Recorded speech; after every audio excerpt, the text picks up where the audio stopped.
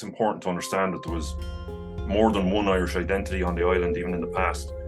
You know what I mean? That there was what we say colonial and English identities is true, but let's say the English colony in Dublin had gone all the way back to the 12th century, and I think it's important to understand that it had created an identity itself that was kind of unique in itself. Let's say that the English would have regarded them as Irish of a sort, and the Irish would have regarded them as English of a sort. Right, so you got this complicated identity in Dublin, that Dublin area at the time. And the second thing about that is that it's out of that particular identity, which is an urban identity. It's not the normal one on the island. It's what we now regard as colonial, but actually that's the origin of the Irish state.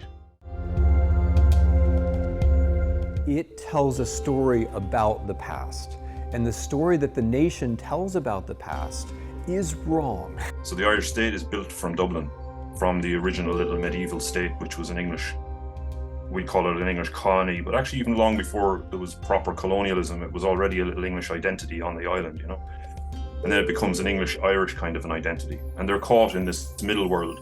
They're neither English nor Irish, depending on who they're talking. It tells a story which clears out the past, and that story calls itself history, although it's not really history. It calls itself history.